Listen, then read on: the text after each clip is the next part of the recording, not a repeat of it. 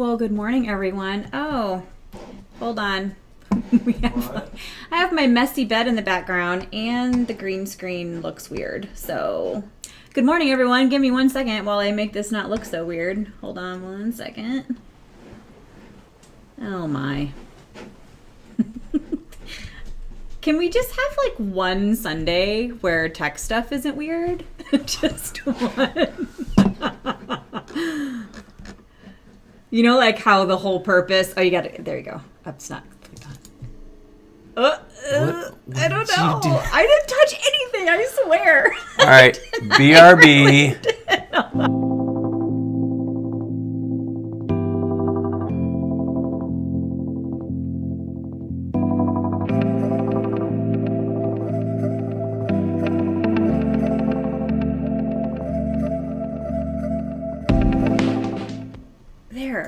There we go. Now it's not weird anymore. Thank you. Dan to the rescue, as usual. My goodness. What in the world? Well, anyways, you guys got a nice little, like, view of my messy bedroom in the back. So you think we put the green screen up just to, like, look professional? No. It's so I don't have to clean my bedroom every Sunday. So I can hide the mess. So we good? Mm-hmm. Yeah? I'm just trying to, Okay. Just making sure. Janine said, pay no attention to the man behind the curtain. Oh, boy. Well, listen, I'm so glad all of you are here. Technical difficulties and all. You guys are all so great, and I'm so happy to be online with all of you this morning. So we're going to go over a couple of things. I'm going to try to go through kind of our housekeeping things quickly because there's a couple of things that I want to talk about and bring attention to before we get into today's message. And because it's another conversation, it is longer. So just to be respectful of everyone's time, we're going to try to cruise through some of this stuff. So Amanda, I'm going to for the moments in the chat, we're just going to kind of cruise through. So just a few things. If you have not filled out a Connect card yet and would like to do so that you can be on our email list and stay up to date on any announcements or anything we have going on, go ahead and click on the Connect button in the chat and fill that out. Also, thank you to everyone for continuing to faithfully and generously give to Icon. If you'd like to give this morning, you can click on the give button in the chat. And as usual, if you have a financial need right now that you could really use some assistance with, please send us an email and reach out because we want to be able to come alongside you and support you in whatever way we can. That's why the church exists, is to be a blessing and benefit to both the community that we are in and to our own faith community. So go ahead and click on those buttons to take care of those things. And then here in a minute, we're going to go into today's, we have a brief time of worship with Arlene, and then we have a conversation today as we continue in our relationship series.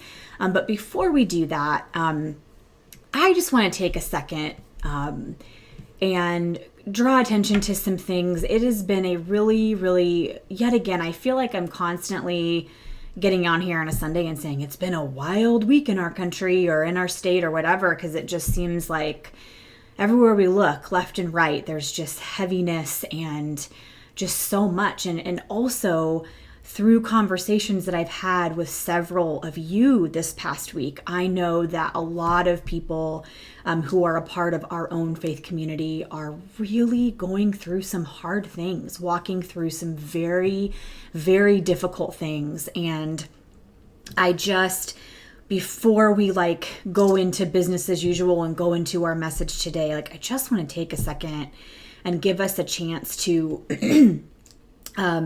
virtually stand in solidarity with one another, to kind of talk about some of these things. In our state this week, it's been really rough, with, a few days ago with the governor coming forward with this order that is really a full-blown attack on our trans kids and their families here in the state of Texas, ordering Family and Protective Services to investigate trans kids and their families as child abusers. And I just want to take a second, and to anyone watching this morning, if you are the parent of a trans child, I just want you to know that your child is so beloved and is made in the image of the divine. And that as your church community, as you know, as your pastor and as your church community, we stand by you, and we will do whatever we can to make this world safer for you and your child. We will do whatever we can to protect your family and your children. We are with you, and I am so sorry that yet again there is just another. I'm so sorry that people in power are yet again using their position and their power to further marginalize folks who are already so vulnerable. And so I just want to bring attention to that and to let you know that that we are with you, we are standing with you, and I am so sorry to all trans folks who are watching today. I know that, again, like when this kind of thing comes in the news, it's just like, I'm sure that it further traumatizes, you in some way. And so I just want you to know that you are loved, that you are made in the image of God, that you are perfect and beautiful and worthy just as you are. And I just want to remind you that we are with you and we stand in solidarity with you. So there's that. And yeah, and Blake said, our Brittany, his wife, she works for CPS, and she said CPS is already overwhelmed, understaffed, and severely underfunded, that this is a massive blow to the system. So it not only does it impact and cause violence to trans kids and their families, but it also impacts our foster care system. It impacts teachers, it impacts doctors. It's so harmful. And so I would just encourage you in any way that you can to do what you can to be able to use your voice and use your resources to be able to stand against this kind of evil and this kind of hate. And just, again, as a church, we're not just going to stand by and do nothing. So we are currently looking for ways that we can be a part of the solution. So there's that. And then, to add to the heaviness, we have the war happening right now where Russian forces have invaded Ukraine. And I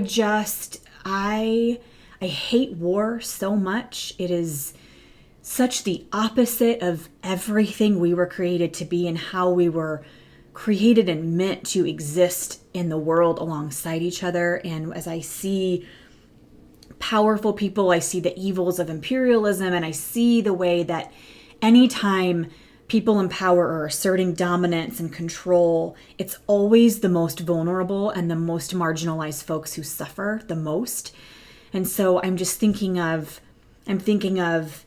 the children, I'm thinking of disabled folks who, when things like this happen, it's really difficult for them to be able to evacuate or to be able to get to safety. I'm thinking of just families being torn apart, and I'm thinking of soldiers being sent off to fight in a war where their lives are at risk. I'm thinking of civilians who are taking up arms. You guys, this is it's overwhelming and it's heavy. And as the church, I know it's easy for us to be, we're so far removed from everything that's happening that it's hard sometimes to fully grasp. We have no idea what it's like to live in the middle of an actual war where there are bombs going off in our streets and where civilians are having to take up arms and go and fight to try to protect your country. And so just as a church today, I just want us, I know it's like, if we can feel helpless, we don't know what to do, but one thing we can do this morning is we can come together and we can pray, and we can find organizations to donate to help bring relief to people who so desperately need it. And so with that, with everything happening in Texas, with trans families, with the war that's happening, and then also with so many of you that I've spoken with who are just walking through really, really hard grief and loss and just very difficult things in your life. I just want us to take a second and come together and lift all of that up and bring it before the Lord, because sometimes in times like this, we just don't know what else to do. And the heaviness is really, really heavy. And it's easy for despair to come and for us to feel hopeless and to be so burdened by the weight of evil in the world and the weight of just the harm that is caused to people. And so we're just going to come together this morning for a couple of minutes and we're just going to pray. And so if you, in the chat, like if there's anything that you could use prayer for, that you want people to agree in prayer with you for, feel free to put that in the chat, and then people can kind of be able to see and we can get a feel for what folks are going through, and we can stand in solidarity with one another. So let's take a quick second here and let's pray. God, we come before you, and when things are heavy, when there is war happening, when we are seeing harm come to our trans siblings, when we are seeing people who are made in the image of God, all of these horrible and hard things that people are facing and having to walk through. God, we just come to you, and although I don't have answers, and I actually have way more questions than I have answers, and sometimes it feels hard to see where your hand is in the middle of it all, by faith, I'm choosing to believe that you are present. By faith, I'm choosing to believe that you are love, and that your love is drawing near to the Ukrainian people as we speak, that it's drawing near to Russian people as we speak, that it's drawing near to our trans siblings and their families as we speak, that you are with them, that you are near, that your presence is bringing peace and love, and it's holding people close. So in this time, we come together as a faith community, and we just pray that you would be near, that you would help us to be your hands and feet, and to know the actions that we can take to help be a part of the solution, that you would help us to move forward today and into the rest of this week with empathy and with compassion and with a righteous anger that fights against injustice. That God, that even though we have zero control over outcomes and over what happens, we do know and we do believe that you are near, and that you are present, and that your love will continue to guide us forward. So Lord, we cling to that today, and we cling to one another in solidarity, and we know that there is strength found when we can lean on each other. And so I thank you for this faith community, and I thank you that you are ever present with us. In your name I pray. Amen. Whew. So, and kind of off of that, please reach out if you are walking through something right now and you need someone to pray with you, or you need someone to walk alongside you. If you need to find a therapist, reach out so that we can help move you in that direction, and so that we can help just to stand alongside you and be that beloved community together, where we will, just so that everyone knows they're not alone. You're not alone. You're not alone. You're not alone. You are so loved. So there we go. That's just how I wanted to start off today. And it feels like there's not a great segue to move into the message, but that's fine. So I just want everyone to know how much you're loved and held and seen today. So here we're going to go ahead and first go into a time of worship, which I think can be an appropriate thing for us right now. It's a shortened version of worship, just simply for time's sake.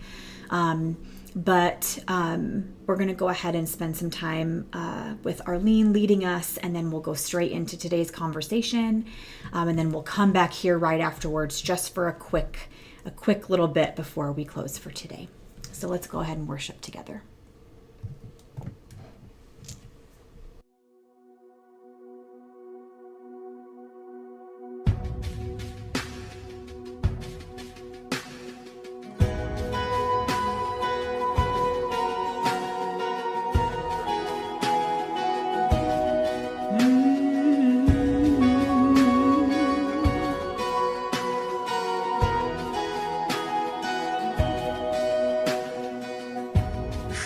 Spoke a word, you were singing over me. You have been so, so good to me. Before I took a breath, you breathe your life in me. You have been so, so kind to me. And oh, the overwhelming, never-ending, reckless love of God. Oh, it chases me down, fights till I'm found, leaves the 99. I couldn't earn it, I don't deserve it, still you give yourself away. Oh, the overwhelming, never-ending, reckless love of God.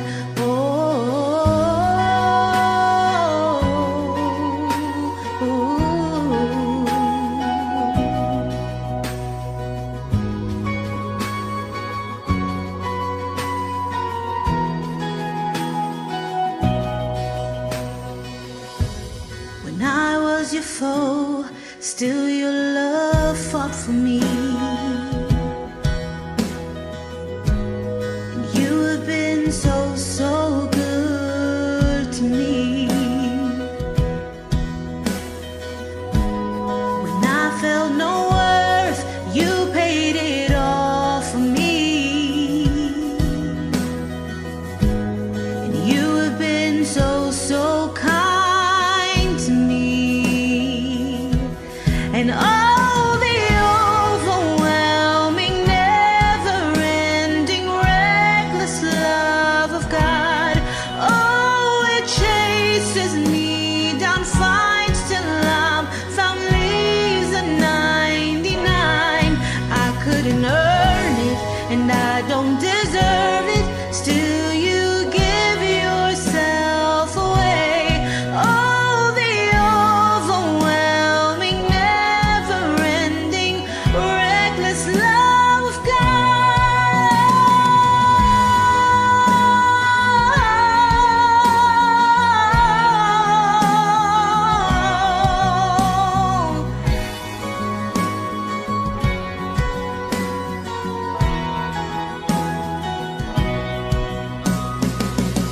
There's no shadow you won't light up, mountain you won't climb up, coming after me.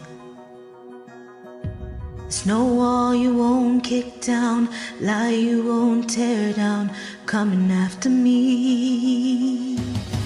There's no shadow you won't light up, mountain you won't climb up, coming after me. There's no wall you won't kick down, lie you won't tear down, coming after me. There's no shadow you won't light up, mountain you won't climb up, coming after me. No, there's no wall you won't kick down, lie you won't tear down, coming after me. Yeah. There's no shadow you won't light up, mountain you won't climb up, coming after me. There's no wall you won't kick down, lie you won't tear down, coming after me. And oh, the overwhelming, never-ending, reckless love of God. Oh, it chases me down, fights till I'm found, leaves a 99. I couldn't earn it, and I don't deserve it, still you give yourself away. Oh, the overwhelming, never-ending, reckless love of God. Oh, yes, reckless love.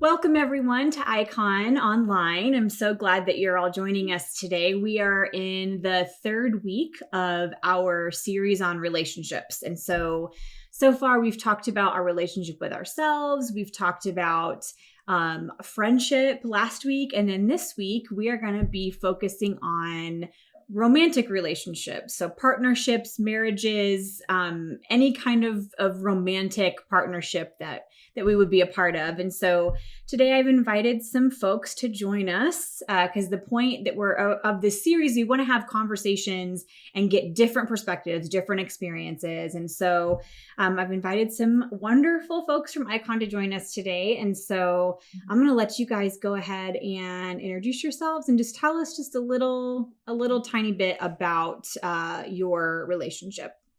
And whoever wants to start is fine. Okay, I guess I'll start. I'm Tom and this is Janine, and we've been married for 26 years last February. And I don't know what else. We're from Seattle. We're from Seattle. And 26 years with the same person. That's a big deal. That's a big deal for me. Yeah.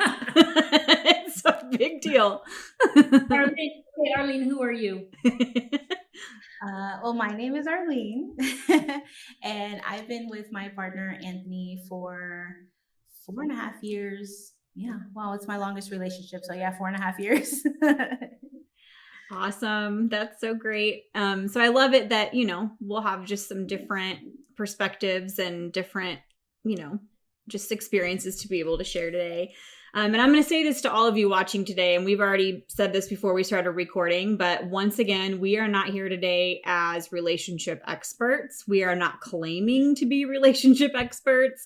We are not here to give answers or to tell anyone exactly what your relationship should look like. We're just here today to have a conversation, share some of our experiences, talk about things we've done wrong, things we've done right, things that have helped keep our relationship healthy, just to hopefully spark some conversation in the chat. We would love that as we're talking for you guys to engage in the chat and talk about your experiences.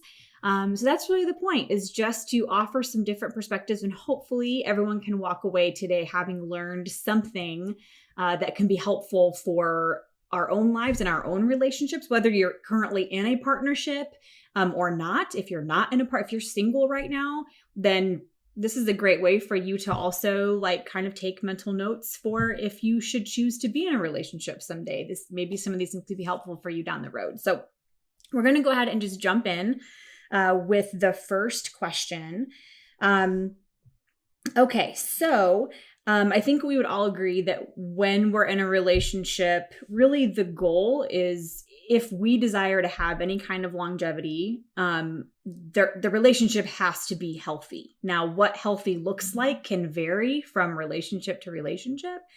But for you all, Tom and Janine being married for 26 years, Arlene being partnered for over 4 years, that obviously there are some things that you probably have implemented in your relationship that have helped for you to maintain that.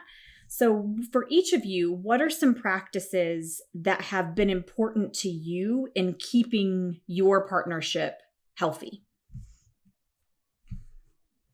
I'm sorry for laughing. I just have to be transparent and tell you that this morning I was saying, let's call Kelly and cancel, because I don't think we are spokespeople for a healthy relationship. And Tom was like, no, let's just push through and do it. And so what you're going to hear today is a total honest reflection. I love it. I love it. That's so great. For me, Well, one of the things. Go ahead. No, you go ahead. All right. For me, some of the things to is when you're done fighting with the fight that you always have, quickly say you're sorry. And I had my daughter downstairs laughing. Can you hear her? Can you hear No, her? that's so great. Just when you realize, okay, I was out of line, to say sorry and correct the behavior. I've tried to implement. And it's hard for me to implement because I'm a person who feels like I am right and justified. And a lot of times you can be right. You can be 100% right and be 100% wrong. because being right and then going through the next day at work miserable because you realize, wow, it wasn't worth it to be right because I feel like garbage. And then to get past that is pretty important. Maybe Arlene, you go next because Tom and I both talking will take up too much time. So please. No, I think one of the things that has helped me in my relationship with Anthony is that I don't compare where we should be with where I think we should be. You know, like I try when I first got into the relationship, it was really hard because I was already older. I was already in my 30s. So I was like, okay, I'm supposed to be in this part of my life at this age, you know, because you have a timeline for yourself. So when I met him, I had to learn to take a step back and say, okay, this is our timeline. Like, this is where we're supposed to be because this is where our relationship is. And once I started like getting rid of the thoughts of where I thought we should be and started enjoying the little moments where we're at right now, it was like 360, like completely like how our relationship was going, because like he started appreciating because I was living in that moment, you know, and I started appreciating because we were living in that moment, you know, we weren't trying to be somewhere where we weren't ready to be. You know, if that makes sense. Like, That makes perfect sense. Yep. That's really, really good. It's hard.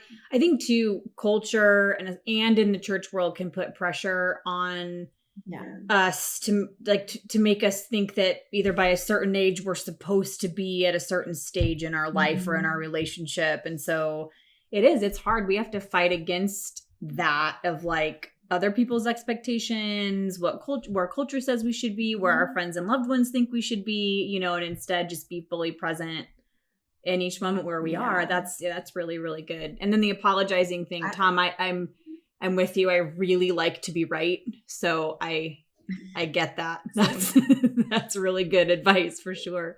Janine, do you have anything to add? Just that, you know, when I married Tom, I was like 37, right? Yeah. I was 37 when I married Tom, and I'd never been married before. So it was really hard for me because I was so set in my ways. I had Emma when I was 38, and I had Grayson when I was 40. So and he was younger. How old were you? You were 30. I think it was 32. 32. Yeah. So for me, how to keep things healthy is, like, you know me anyway, Kelly, but communication. Like, I want to talk everything out like right away. We've had some tough years, but I think what's kept us together is that we're willing to talk. We don't keep secrets from one another. That was so I guess that's helped me a lot. You know? I mean, if we're going to be brutally honest, should we be brutally honest? Yeah, absolutely.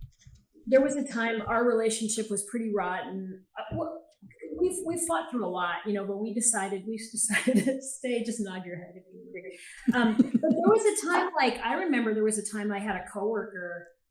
He was just right there to be friends with me, and I was leaning on him and sharing, you know, we were having conversations that I should have been having with Tom, you know. And I remember coming home so scared because I said, you know, I think I'm having, what do you call it, an emotional affair? Because there was at work that I was turning to, you know, instead of him. And just to be able to talk to Tom and tell him instead of just secretly, you know, we just worked through so much. So, I mean, I'm telling you, like, if you can have honest conversations with your spouse or whoever, you know, that you're in a relationship with, that's my bit of wisdom. Yep. I would 100% agree. I think that so much, I think if we were just honest with each other and actually talk things through and talk about what we're really thinking and feeling, I think can save so much heartache down the road. Because I think that's when, like, we can't read minds. And so it's like, if you're thinking or feeling something, but not being honest about it, it's really difficult to then be able to find a path forward, you know, when there isn't open communication. So yeah, I would agree. I think that's really important in keeping a relationship healthy. Anybody have anything else to add before we move on to question number 2? You hear our cats fighting? You what? I'm sorry. Did you hear our cats fighting in the background? No, but I wish I would have. That's really funny. Listen, we keep it really real and just, around here. We are not a production. So cats fighting, kids coming in, whatever. Okay, so I guess this kind of is a good follow-up question. Clearly every relationship has conflict. Like it doesn't matter how in love you are with someone. It doesn't matter how long you've been together. It doesn't matter how new the relationship is. Like at some point when we have committed to being in a partnership with somebody else, when you have two different people with sometimes with two different ideas of how things should be, when you have two people who both really like to be right, that's me and Dan, there's going to be conflict. And so I think sometimes too, we aren't like, it's difficult because a lot of times people don't tell you like how to fight well, like how to manage conflict and how to have it in a healthy way. I think either like I know for Dan and I came from there was more conflict at the forefront in the home that I grew up in. And then for Dan, his home, he wasn't used to any kind of conflict. And so bringing those two people together who have had very different experiences growing up, I think sometimes it's really difficult to know how to manage that conflict. So I wonder if you could each talk about some ways that you manage conflict in your relationship, just different tools that you use to like help when there is a difference of opinion or when you're having a fight or when you're angry at each other. What are some things that you do to manage that conflict in a healthy way? I can go first. With Anthony and I, it was so funny because kind of like you and Dan, we were completely like our upbringing was so different. Like my family's Puerto Rican, so we're like feisty Latins, but we're not really fighting all the time. It's just we talk really loud and we talk like my hands are moving, as you can tell as I'm talking, because that's just how we are. We talk with our hands. We're very expressive. And he comes from, he's the American culture and, they bottle everything up inside. They don't say anything, like that's how his family is. So when we got together, it was very difficult for me because I wanted to talk everything out. Like if something was wrong, if he just sighed loudly, like, what's going on? What's wrong? Like, like I would like ask because I'm just an over communicator. And he is like, if he's not feeling it, he just bottles it up and he stays quiet. And that would irritate the heck out of me because I'm like, what's wrong with you? So we've had to learn, or I've had to learn that I just have to like learn how he communicates. I've had to learn how he wants to be approached and how he wants, because we confront conflict differently. I confront it head on. He has to sit in it and he has to kind of think about it and he has to kind of like find a way to like address it. And I'm just like, that takes too long, but I've had to learn that it's like, okay, that's how he works. That's how his brain works, how it functions. So one of the things that I've had to do is just that I've learned to communicate with him the way that his brain functions, if that makes sense. Like, I feel like I'm talking out of a weird way, but like, I have to learn like, okay, how would he, confront the situation, and he's had to do the same thing with me. Like he's had to say, I know you're going to freak out about this, but let's think about it, because we had to learn each other. And it's so funny now because now it's like, now we already know how to communicate with each other. So those moments are less, there's less conflict because we've learned. I don't know if that makes sense. No, we're still babies in our relationship. So we're still learning. No, that makes perfect sense. That makes absolutely perfect sense. That's really, really good. I really appreciate your thoughts on that, Arlene. Tom and Jeannie, what about y'all? You go ahead. Well, how do we manage conflict in our relationship? Well, if he doesn't talk about my mother or my father, that's like heartwarming to me because usually they come up in conversation and they're both dead, so it's just not fair, like, They can't defend themselves. Both of mine are gone too, though. Oh, right. So we try not to bring up like hit low blows for sure. yeah. But Arlene, Tom's the same way as Anthony. Just he just needs time to think things through before we have a full blown argument. I think too, like getting older. I mean, we used to have some knockdown dragouts, and now They're less frequent. because life has just beat the hell out of us, Yeah. So like, Yeah. Yep. we've decided to band together. And Arlene, I don't want to sour this for you because truly we have a lot to look forward to. But I think we just got to a certain age where the things we used to fight about they just don't matter anymore. We have bigger fish, so Yeah. Yeah. Yeah, I think a lot of times conflict comes out of expectations. And I think, especially after you've been with a person for 26 years, I'm not really going to change. I'm not going to change a whole lot in the last,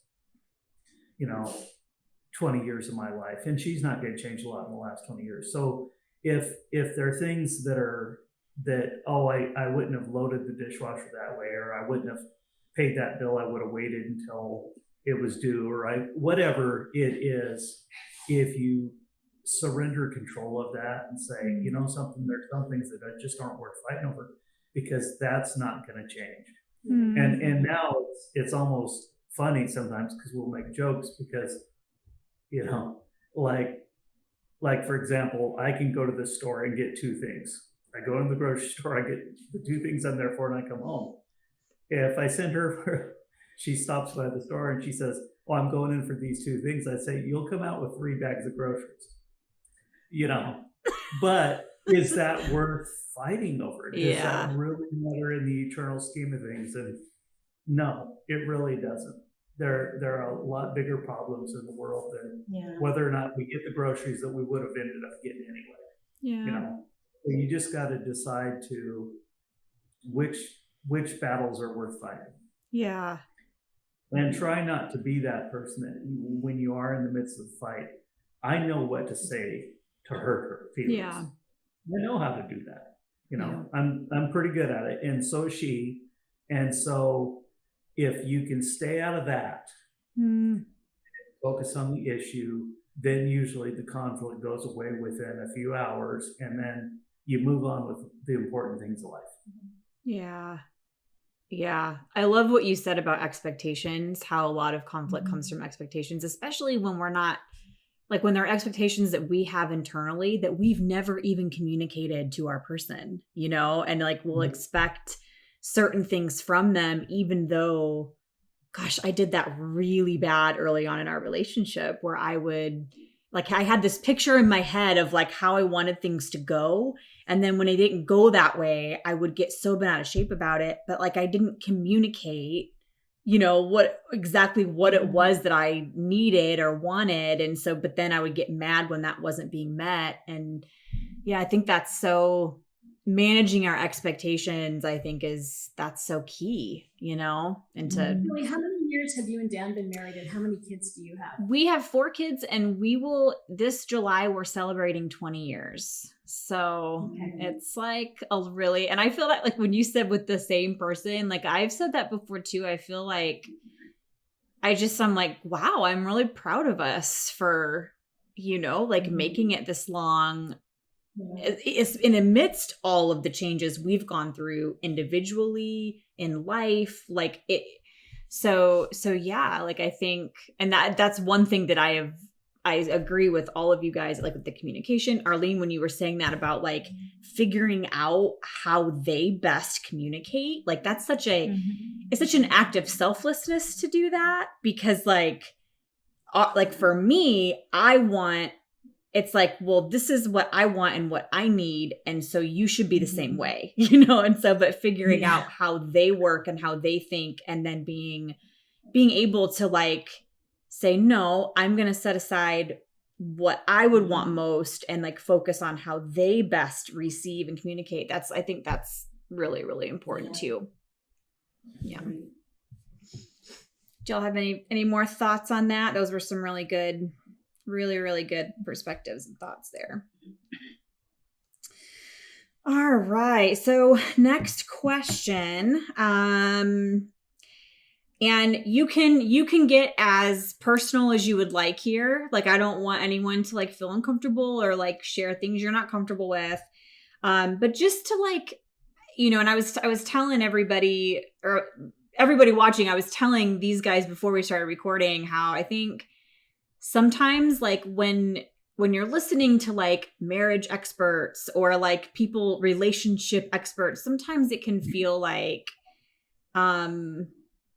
people don't always show the good, the bad, and the ugly. And sometimes that can make us feel really isolated when we're walking through really difficult challenges in our own relationships. And so we don't want to do that. Like we want to be honest and like talk about some challenges that we've faced and how we've maybe overcame them. So would you guys be willing to share maybe even just one of the, as you look at the course of your relationship, maybe share one of the challenges that you have walked through in your partnership, something that's maybe a storm that you've had to weather together.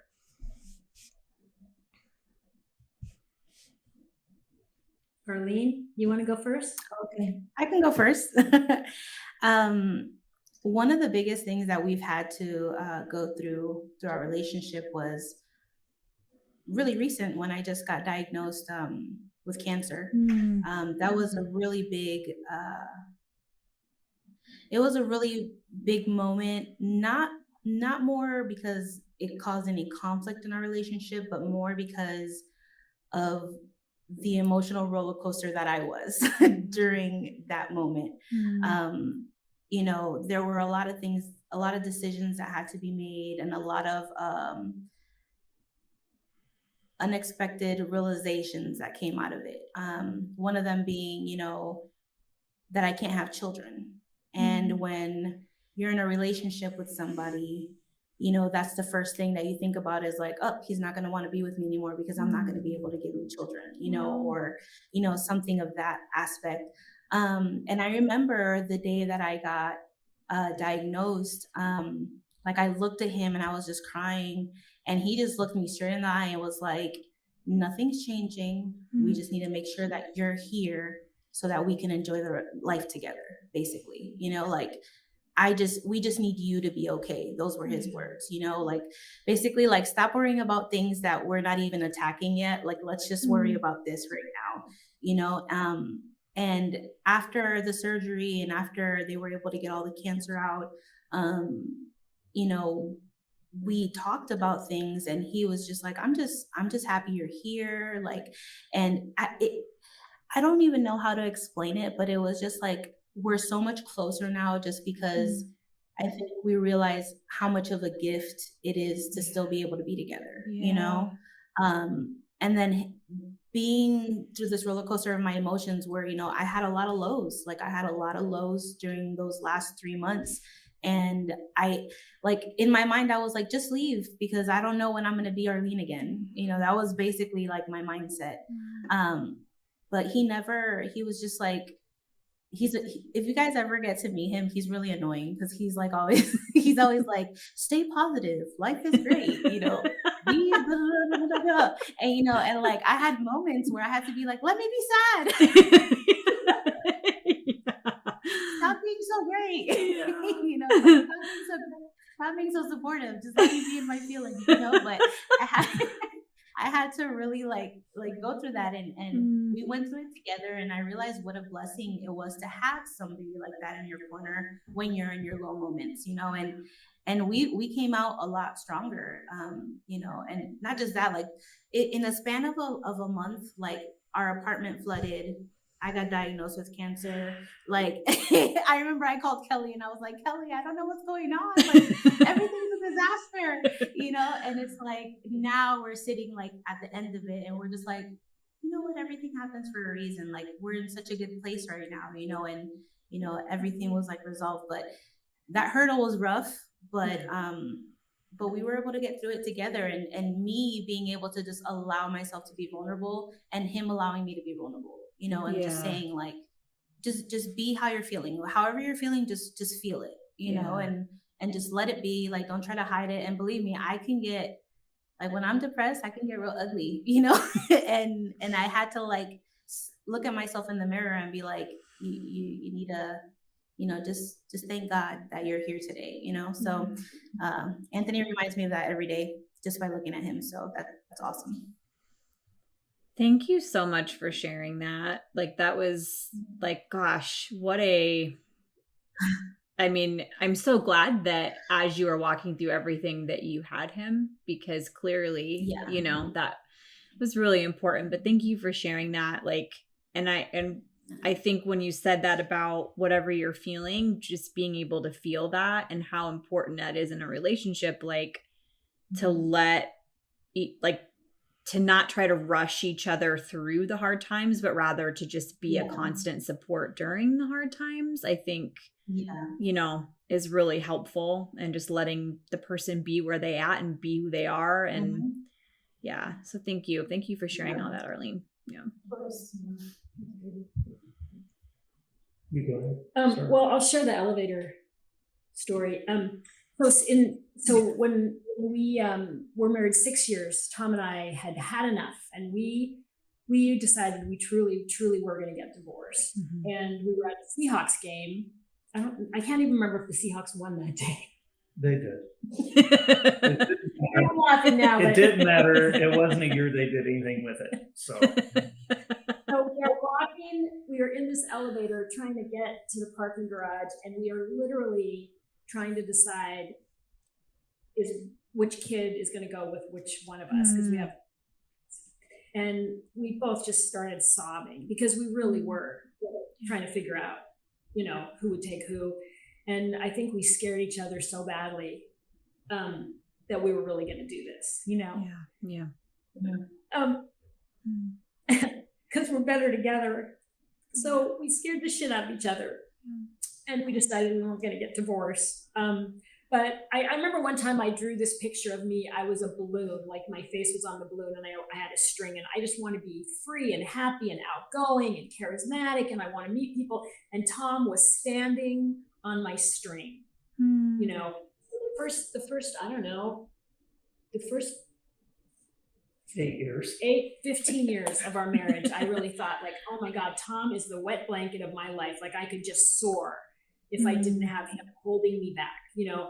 And then it turns out that he's been saving my life all along. Wow. You know, really, I would have flown away, you know, even with finances, you know, like, because he's been the voice of reason. So I didn't spend all of our money at the casino, you know. I mean, we really, like, I admit, you know, I'm like crazy town, and Tom, I always say to him, like, what did you do to God that he would with me? So we've had, like, I used to say to him, this is true. I used to say to him, you know, like, I have done some pretty crazy out there things to I want to say wreck our marriage, or to shipwreck our marriage, you know. And I said, if ever I truly leave, would you promise me that you'll come after me? Like, don't give up on me. Come find me, you know. You talk about something. Well, I think that's, once again, recognizing the role each person plays in the relationship. She is an incredibly talented and charismatic and vibrant person. And it's clear that, you know, when they talk about in the Bible, the 5 talent people, and she's one of those, because she can venture out and do things that I would never be brave enough to do. But also just recognizing the role of a person like that needs a safe place to land. You know, every airplane needs a runway, you know, and it, you know, you need a place to land, and recognizing that. And if you recognize it and you don't, you understand that, then you can be that role.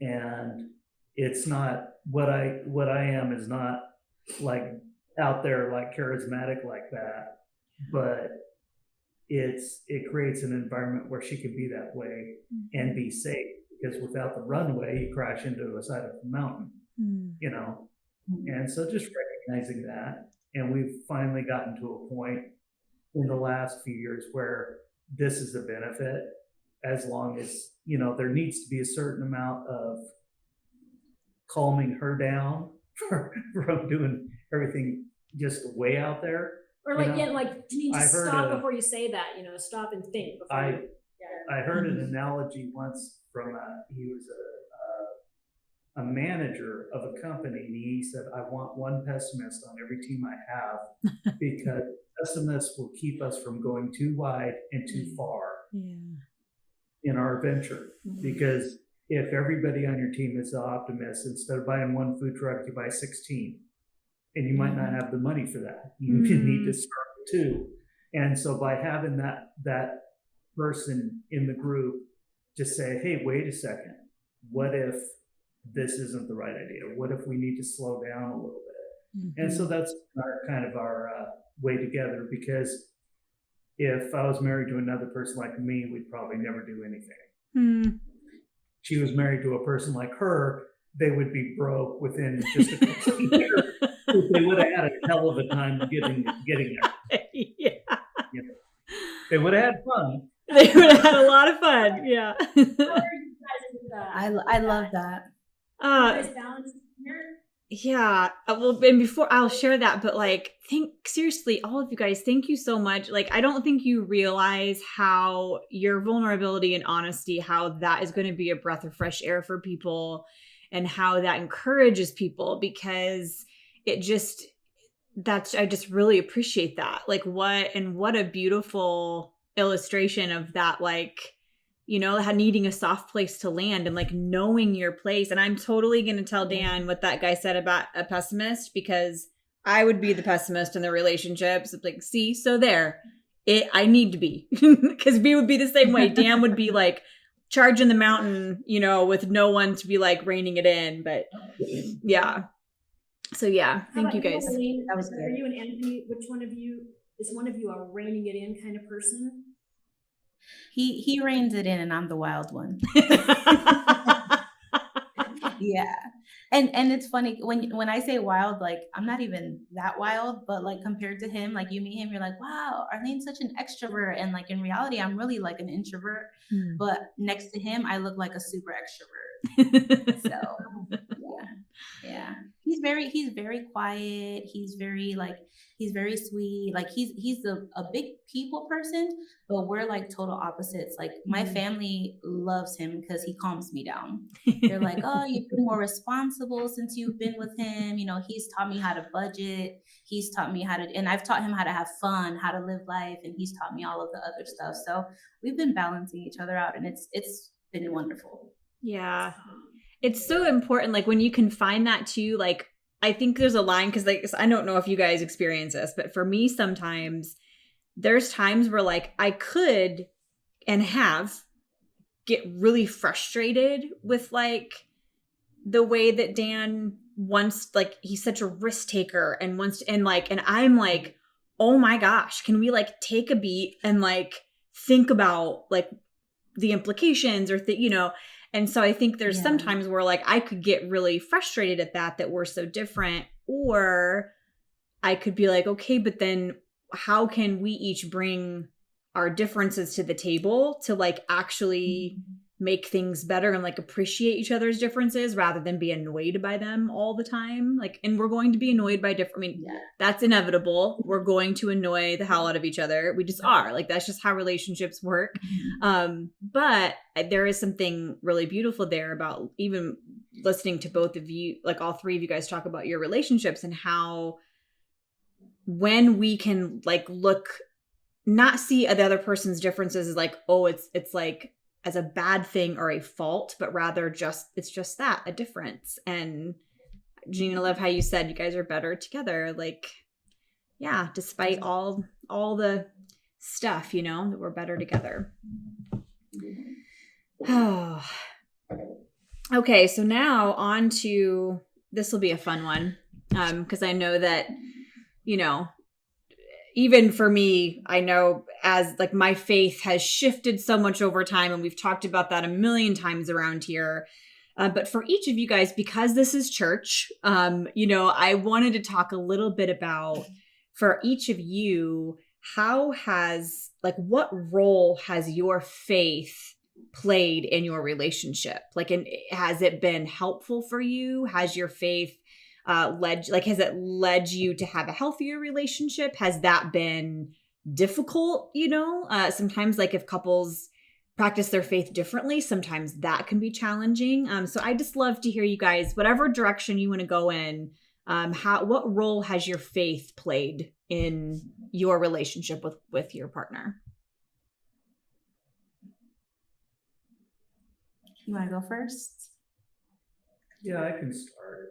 I think my role, I think the first time we had a true crisis of a person in her life that she admired and looked up to, that was almost like a parent, was going down a path that she thought was just absolutely horrible. And she believed it was going to compromise what they're doing in ministry. I think my faith, first of all, I've always had a very pragmatic relationship with Christ that wasn't based on emotion. So I've had emotional experiences, obviously, with Christ, but it wasn't based on that. It was just very factual. And so when people would do things that I didn't believe were right or were wrong, it didn't set me back, because I knew that Jesus is on the throne, period. Whether this person on earth does that or not. And I think it helped our relationship, because this person that was like a father to her was going down a path that was like just bad. Are you talking about? Yes. Yes. Well, we should tell you. So, are you talking about multi-level marketing? Yeah. Oh, so we had a pastor in our lives that he just wanted to. They wanted to go into multi-level marketing, which is fine. But I just felt like we were getting off course. That was the reason people were going to start evangelizing, bringing people in, was because of. She thought, are we going to have church, or are we going to have meetings where we sign people? It was just too. And so she felt like there was a huge compromise there. But I think it was me saying, it doesn't matter if they do this or not. We can always find someplace else to be. If they go down this path, Christ is still on the throne, and it doesn't matter what this person does. And so I think that helped us, because I think for the first time she saw me as a person who had a true belief in Christ Jesus as the Son of God, and as sitting on the throne, as all the stuff in the world. There's a lot of stuff that's going to go wrong. There's a lot of crazy stuff going on, and it does bring questions into your mind. But for me, it was like, yeah. And if you read Revelation once, you realize, oh yeah, there's going to be a lot of bad things happen. So why are you surprised by this? Christ is still on the throne. Let's move on, And I think when she saw that, I think it secured our relationship, because she didn't feel like she could trust that person anymore. But I think she felt like she could trust me, because my heart was with Christ in that incident. Arlene, you go next, because then I'll. Oh, okay. Well, faith plays a huge role in our relationship. When I met Anthony, we met on an online dating site. So it wasn't like I met him at church, or I met him, we kind of met online, and we were. You just, didn't meet him talking at a about Bible study? stuff. I didn't meet him at a Bible study, okay. But our first date was at our small group. Was it really? Yeah, it was when Ethan and I were doing small group together. I invited him to small group. That's great. Because I wanted to, I wanted to see, I wanted him to know one thing about me is, like, I'm very transparent. Like, the first thing, people know about me, I'm like, yes, I've been in church all my life. I love God with all my heart. I'm a worship leader. I come from a family of pastors. Like it's like number one, like the first thing I say about myself, because I don't want to go into things like surprising people, because then people are like, oh, you never said any of this. And we've been talking for X amount of months or whatever. But with him, I don't know what it was. Like, I just liked him so much that I like forgot to tell him all that stuff until I took him to a small group. But he was so like friendly with everyone. And I remember we had a real conversation about it. And then I got to express like how big of a part faith was in my life, growing up. My mom was, she's a miracle baby. She was born with cancer and she was only supposed to live 2 days. And God healed her cancer with no doctors or anything. And she has like a scar in her eye, like if a doctor operated on her, but nobody's ever touched her eye. My sister was born premature. She was born like 6 months early. She fit in the palm of my dad's hands, and she's 31 years old today. So I've seen miracles happen, and my belief and my faith is so strong. So when I met Anthony, I believe in the universe. That was what he said to me. And I was like, oh, what? you believe in what? And he was just very like, no, I believe that God exists, but I don't believe in being tied down to a church, because his family was born Baptist. So they were like real hardcore Baptists. Sure. And he has like, it's one of those stories where you just were raised in a really strict church, and then as soon as you were of age, you just left, So it was really hard for me in the beginning, because I had to kind of like, I don't want to say compromise, because I've never compromised it, but I had to go to church a lot alone in the beginning, because I didn't want to force it on him, but through who I am and through how I speak, and when he started meeting my family, he's like, oh, you guys aren't like the other people I've encountered, because everything was, taboo. And my mom is, my family is very loving. Like sometimes I'm like, y'all are pastors, they kind of remind me of you and Dan, which is probably why I love Icon so much, but, it's just like, you just love people, and a lot of churches growing up weren't about that. They were, Bible thumpers, like hit you in the Bible, in the head, because, you were wearing pants and you're supposed to wear skirts and you're not supposed to shave your legs, and you're not, that's where I came from, Pentecostal. But so it was really hard in the beginning, but now 4.5 years later, he tells me all the time, he's like, wow, he's like, he asked me questions and he's like, wow, he's like, that's so different than what I was taught. And, he's learning and I'm learning, and we're growing in it. And he challenges me, because there are some times where I think to myself, why do I believe in that? Yeah. What is my reasoning behind it? Like, do I believe in this because I believe in it? Or do I believe in it because that's what I was taught in Sunday school since I was 4, So it's like, he's challenged me to think, and my relationship with God has grown stronger because of it. And he opened his eyes to things that he didn't think he would ever believe in again.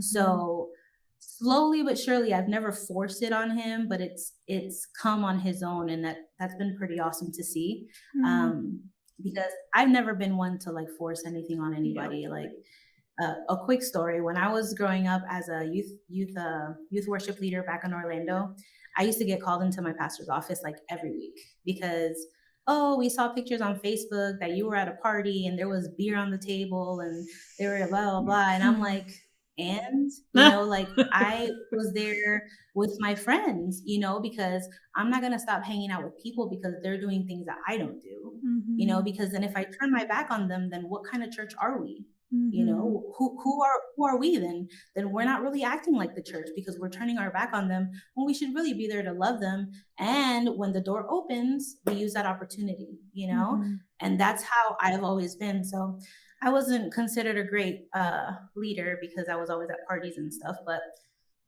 I evangelized to all my friends and they're still safe today. So I call that a win. Well, and I love hearing, like, I just think when you were talking about that, I was thinking about a time when Dan sort of started going through his process of like deconstruction, reimagining his faith. And when we finally had a conversation and he's sharing with me all of these things that he'd changed his mind about, and it was sort of, I was like, oh my God, because it was just a lot. And it had been ingrained in me my whole life that, like, you know, the scripture that talks about being equally yoked, like that was kind of used as the two of you have to agree and practice your faith in the same way and believe all the same things, or else that relationship is sinful, you know? And so, and I've since really wrestled through all of that and have realized a lot of kind of fault in that way of thinking. But when I said to Dan, like there were several different things, and then he like was talking about one particular theological thing that he had shifted on. And I kind of jokingly said, well, if that's the case, I'm like, I don't even know what that means for our marriage. Like almost like kind of joking, but he was like, whoa, whoa, whoa. And then later he came to me and he was like, you can't say that. Like that made him feel like I wasn't going to accept him for who he was and where he was, you know, that it's like, and so that was really key for me in realizing that I think for me, my faith it permeates into every part of who I am and what I do. But I think I also realize the importance of letting each person is on their own individual journey of faith, and that I needed to be able to give him room and give him space wherever that might take him. And like even wrestle with like, if he were decide to walk away from faith, what does that mean? You know, and like, and realizing like that I had to come to terms with that and be okay with that, and like let him be where he was at, you know? And so I'm glad that you shared that, just how you guys are you see the world differently, and you're kind of on, you know, have been on different paths, and that, but in the middle of it, you're both learning and growing because you're listening to each other and learning from one another, you know? And I think that's really beautiful. Yeah. Janine, do you have anything to add there? I'm in a different place, you know. Arlene, throw some faith my way, because I found this word deconstruction, right? So many of you probably know, but 3 years ago, our daughter came out as a lesbian, and as of a year ago, we now have a beautiful transgendered son. And I was the most religious evangelical person on the planet, and his coming out really changed me. You know, it was such a beautiful slap in the face that I needed to wake up out of it super to realize how far off the path I had gotten with my faith. And it really was like a bomb just going off, and now I'm just looking at the rubble of what my faith was, trying to find a shred of what I believe in anymore. You know, I grew up Jewish and had a born again experience when I was 32. And that, I look back on that was real to me, I think, you know, but now I don't believe my son is an abomination to God. Yep. And I will, if in fact he's going to hell, then I'm packing my suitcase and I'm going with him. I have to unlearn all this stuff that I thought I knew. And when you start, you know, pulling those threads of your faith, and now some of the foundational things of Christianity, I question now. And Tom, thankfully, you know, I was going to say by the grace of God, that we're on the same page regarding the LGBT community, and how we're both incredibly strong allies. I think that's helped us not separate, like as a couple, you know. You know, his faith has always been, you know, just rock solid. I've had highs and lows, and I'm all over the place, you know.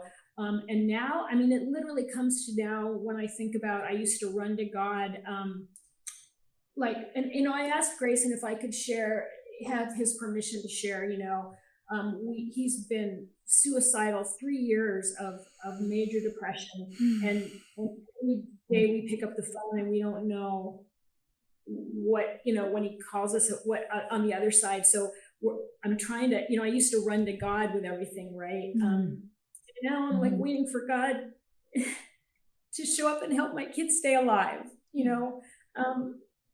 so there's a lot I question, and to be truthfully honest with you, the comfort I get is hold Tom, and we've done this for years. Like, can you just whisper in my ear that it's going to be okay? Sometimes when he says, Janine, it's going to be okay, we don't have a clue if it's going to be okay, but the fact that he's telling me it is helps me sleep better at night. So I was telling Tom I was nervous about doing this call with you guys because, listen, I used to be, Christ was my all in all. I was inner court. I gave up my whole life for Christ.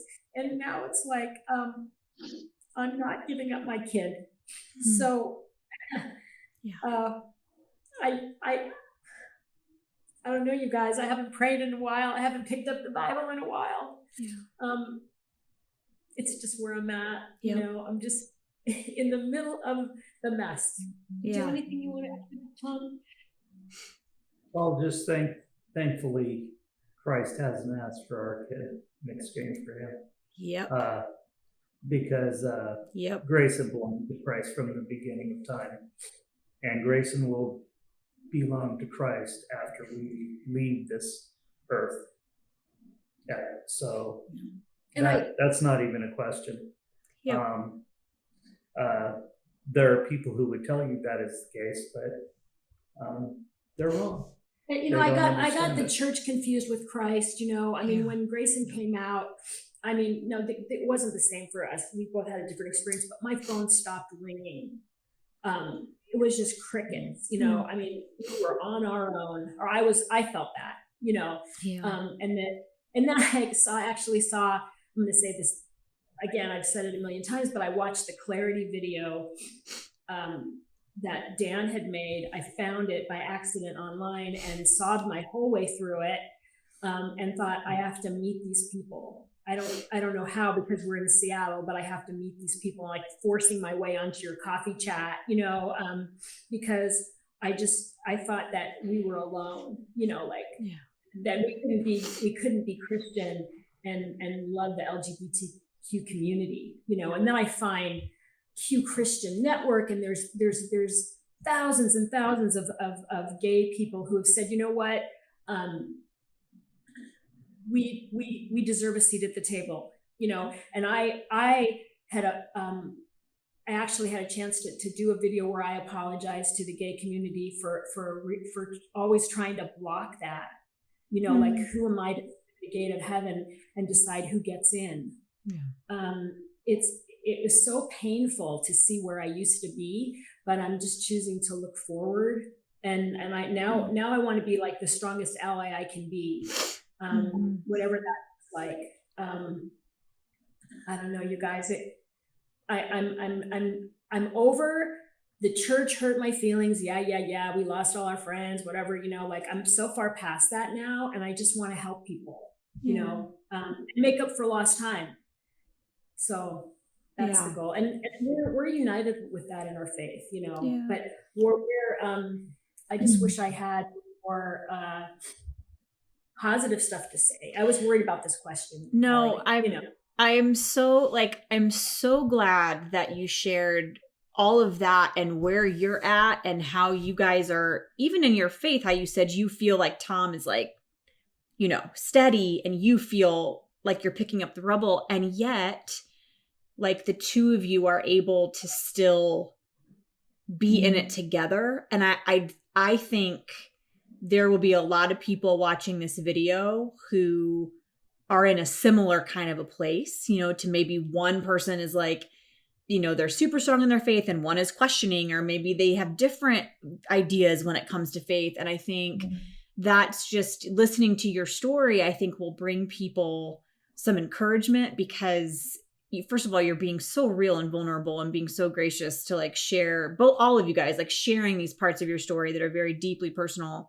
But I just think that like, that's real life, right? Like when you're in a relationship and you're in a partnership, like sometimes things get ugly and messy, and there's things that come our way in our life and storms we have to navigate together. And I just think, and we don't always do it perfectly. And sometimes, we have to pick up the pieces. But I think even just talking about it, being honest about where you're at is such a breath of fresh air for me. And I know for a lot of people watching, they're going to hear that and go, oh, so I'm normal then. Like I'm not the only one who is having to navigate these very real differences, Yeah.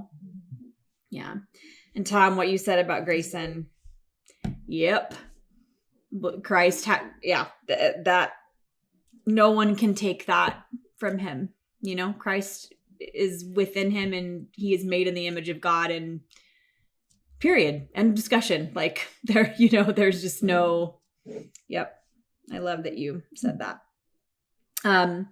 Okay, well, we are approaching an hour here. This happens like every time we do a conversation. There's been times where I've tried to keep it at like 30 to 40 minutes and I'm like, it's just impossible. Like there's just no way we can do that. So we're going to just kind of round it out with just one last question as we get ready to wrap up here.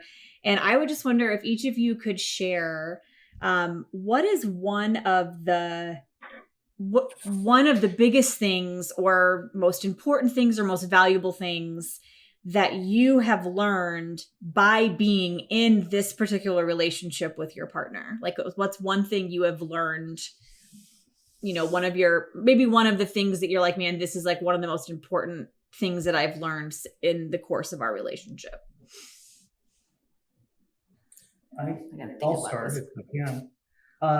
I've learned to not limit myself based on circumstances or education or opportunity, because I've seen Janine reach for stuff that she's not technically supposed to have. Like she doesn't let things stop her from reaching for something that will be fulfilling to her and happy for her. And I wish I was more like that. Because I've self-limited myself a lot. And she's taught me to believe in myself in a way where you deserve and you can have nicer things. You can have a better job. You can have a better life. And not to let anybody hold you back from that. Yeah, that's great. I love that. I've learned that being married to Tom, that I used to think that because he was so quiet all the time, like he was lacking in knowledge somehow, and and then I have learned that there's such deep wisdom that how like there was a commercial one time, I think it was E.F. Hutner, where everybody, when he finally does speak, everybody leans in to hear what he has to say, and so I've what I've learned is that I'm married to a very wise man who takes a pause before he speaks, and if I could learn that skill, it could have saved me from so much trouble in my life, Anyway, that's what I heard. That's great. That's really good.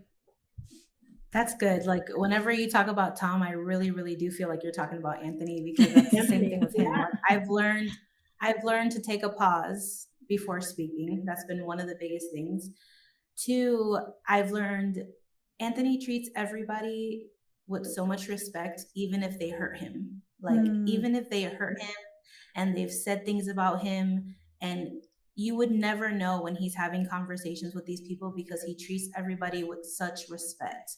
And that's one of the things that I've learned, because to me, I'm just like, what? You were talking garbage about me? All right, block. Like, I don't even look at you. I don't say nothing. But he's the total opposite. Like, he's like, just treat everybody with respect. Show them your character. Show them who you are, who you really are, And that has been very impressionable on me. And the last thing is to never underestimate myself. He is such a good hype man. Like, if I say, like, for example, this job that I just got, 3 weeks ago, I said, I'm tired of the medical field. I want to work from home.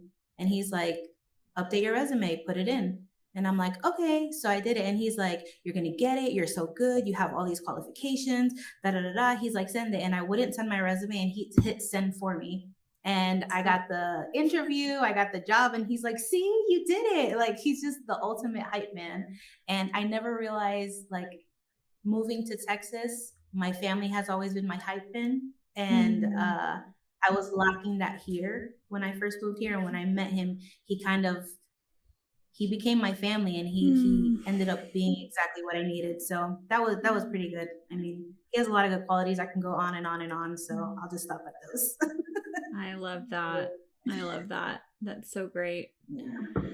Oh, well, you guys, thank you so much for taking the time to chat and to share your perspective and to share your wisdom and just to share your experiences. I just think there's something so valuable about that, of just talking openly and honestly about our lived experience. And again, not because we're trying to give answers or trying to like give this performance or this facade as if we're perfect, because clearly, you know, none of us are, but just to have the opportunity to get to hear from you and to glean from your wisdom and your perspective, it's been really, really helpful. So thank you guys so much for joining us today. Thank you for having me.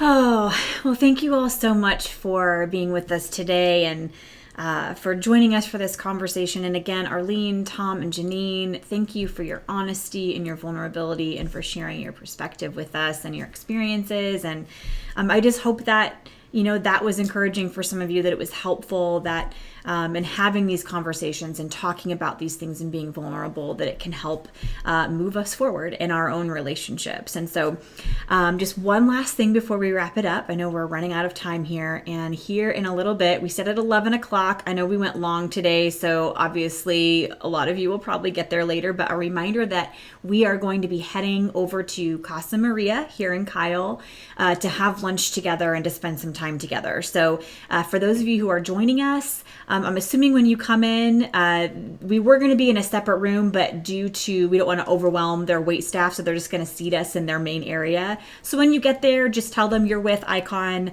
kind of scan the place for some familiar faces. And I hope that a lot of you can join us so we can share lunch together.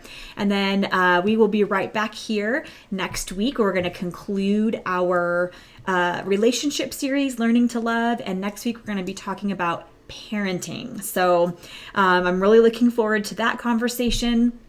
And yeah, I hope you all have a fantastic week. And just know that all of you, you are on my heart. You are in my mind. You are in my prayers.